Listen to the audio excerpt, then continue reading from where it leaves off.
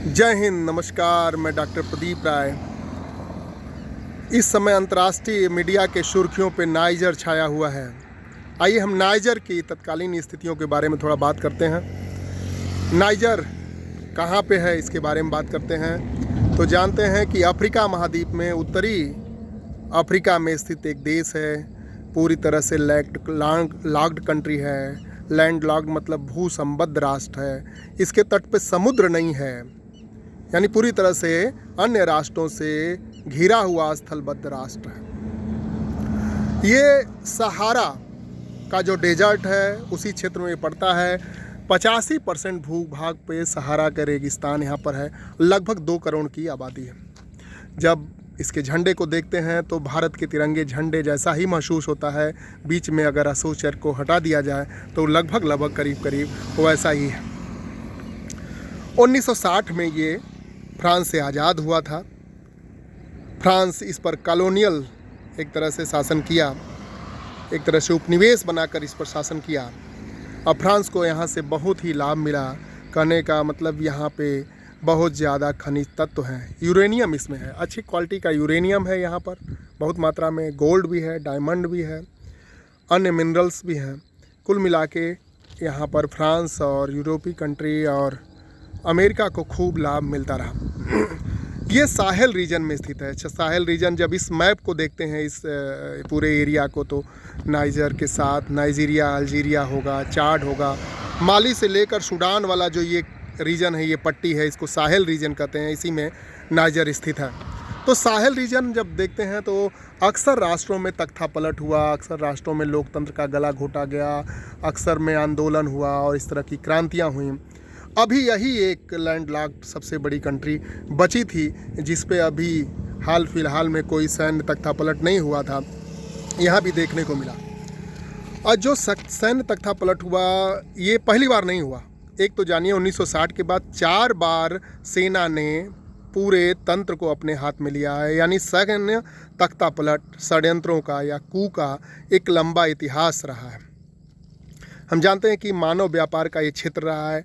मानव गुलाम यहाँ से बनाते जाते रहे हैं, मानव तस्करी होती रही है। एक इसका इतिहास है, एक वीडियो में इसको बताएंगे किस तरह गुलामों की तस्करी इस क्षेत्र से होती रही है, किस तरह से इस रीजन में देह व्यापार, मानव व्यापार और मानव तस्करी और गुलाम व्यवस्था को बढ़ावा मिलता रहा है, उसकी हम बात करेंगे। अभी की जो बात है तो उसमें हम जानने का प्रयास करेंगे कि एक राष्ट्रपति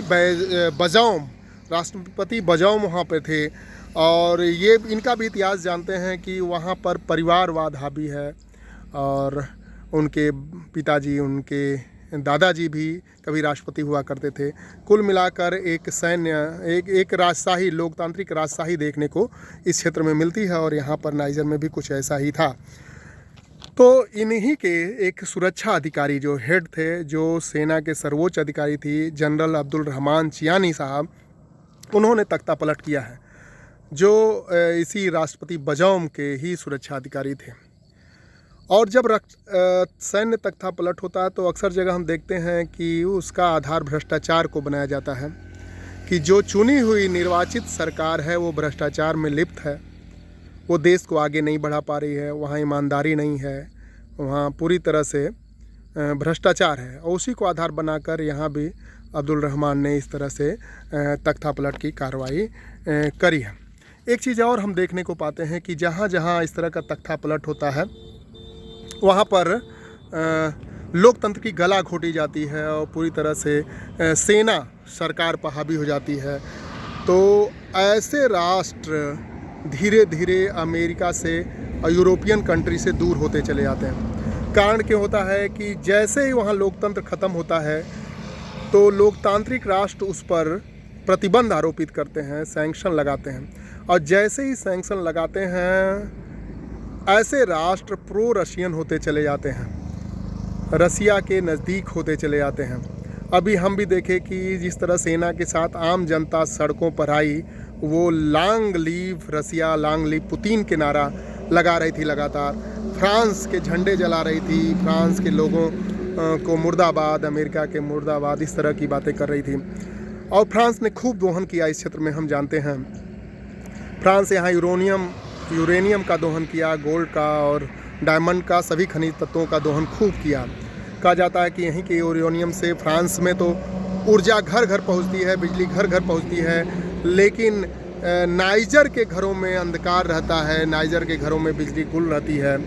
तो ये एक गरीब मुल्कों की, जो इंफ्रास्ट्रक्चर विहीन मुल्क हैं, जहाँ पर आधारभूत संरचनाएं नहीं हैं, उनके साथ ये समस्या आती है कि उनके खनिज का दोहन तो होता है, लेकिन बदले में वहाँ पर कोई विकास कार्य नहीं किया जाता है। नाइजर में देखने को मिला, और इन्हीं सबको मुद्दा बनाकर वहाँ की सेना तख्तापलट में एक बार समर्थ रही है।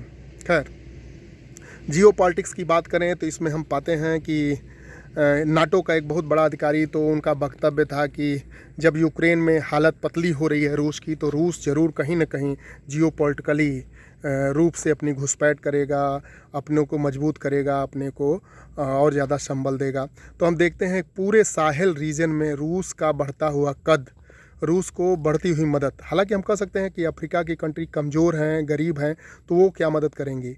वो मदद करेंगी ये कि यूरोप के करीब और यूरोप के दक्षिण में बेस बनाने का, रसिया और चीन भी साथ साथ में बेस बनाने का कार्य कर सकते हैं, और उनके खनिज का दोहन करके और अपनी अर्थव्यवस्था को गति दे सकते हैं, और बने हुए प्रोडक्ट को इन देशों में आसानी से बेच भी सकते हैं। इस तरह का लाभ मिलता हुआ दिखेगा हाल के समय में।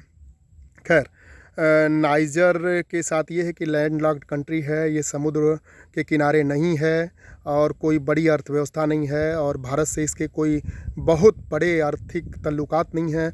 फिर भी भारत पर इसका असर पड़ेगा, क्योंकि भारत सीधे सीधे रसिया और चीन से जुड़ा हुआ है, अमेरिका से जुड़ा हुआ है, फ्रांस और यूरोपियन कंट्री से जुड़ा हुआ है, और सबके बीच का मुद्दा है। एक बात और सामने आ रही है कि जिस तरह से अब्दुल रहमान ने इस तरह कार्रवाई की है राष्ट्रपति खिलाफ तख्तापलट की, तो इसमें फ्रांस के हितों को नुकसान हुआ है। तो फ्रांस, अमेरिका और नाटो की सेना हो सकता है कि सम्मिलित रूप से आने वाले दिन में नाइजर पे कोई सैनिक कार्रवाई कर दे, इसका भी एक आसार है। खैर, कुल मिला के नाइजर अशांत है, नाइजर में सैन्य तानाशाह है, और जब ये सैनिक तख्तापलट हुआ तो हमने देखे कि राष्ट्रपति बजम को पूरी तरह से उनके घर में कैद कर दिया गया, और उनके जो वित्त मंत्री को है वो सेना ने उनको उठा लिया और राष्ट्रीय चैनल पर उनको बैठा दिया गया, और कहा गया कि 48 घंटे तक ये समय समय पर बाइट देते रहेंगे और बताएंगे किस तरह यहाँ के खनिज तत्वों का दोहन हुआ, उसको लूट हुई। सम्मिलित रूप से उसमें राष्ट्रपति और मंत्रिमंडल सम्मिलित थे, और कहाँ कहाँ से उन पैसों को शिफ्ट किया गया है और भ्रष्टाचार में कौन कौन सम्मिलित हैं, ये सब बयान देने के लिए वित्त मंत्री को राष्ट्रीय टेलीविज़न पर बैठाया गया। मैं शायद ही कभी ऐसा सोचा था, अपने जीवन काल में तो नहीं देखा कि इस तरह के तख्तापलट के बाद चुनी हुई सरकार के एक वित्त मंत्री को राष्ट्रीय चैनल पे सेना द्वारा बैठा दिया गया हो, और अपने ही, खैर अब तो वो पूर्व वित्त मंत्री हो गए, अपने ही शासन सत्ता के खिलाफ, अपने ही सरकार के खिलाफ उनसे बयानबाजी की बात कही जा रही है कि वो बताएं कि धन को कहाँ छिपाया गया, धन को कहाँ हटाया गया, किससे मिली भगत थी, साठगांठ थी। खैर, ये अपने एक तरह का एक अनोखा उदाहरण देखने को नाइजर मिल रहा है, और इससे कहीं ना कहीं रसिया मजबूत होता दिख रहा है, और फ्रांस सहित यूरोप और नाटो, अमेरिका कंट्री कहीं ना कहीं कमज़ोर होती दिख रही है। खैर, अगले वीडियो में फिर मिलेंगे, अपना ख्याल रखिए, तब तक के लिए धन्यवाद। वीडियो पूरा देखिए, और साथ में ये देखिए, ये पकड़ी का एक ताल है जिसमें कमल दिख रहा होगा। इस कमल को सुरक्षित करने की बात अभी चल रही है। उत्तर प्रदेश के मुख्य सचिव दुर्गा प्रसाद मिश्रा जी इसी क्षेत्र से हैं, और उन्होंने बात किया है कि यहाँ पर सेंचुरी बनाई जाएगी, कमलगट्टा जिसे बोलते हैं, और इस तरह की चीज़ों को, सिंघाड़ा को, मछलियों को और इस तरह की चीज़ों को यहाँ पे संरक्षित किया जाएगा। खैर, यहाँ से मैं आपके साथ लाइव हूँ। बहुत बहुत धन्यवाद पूरा वीडियो देखने के लिए।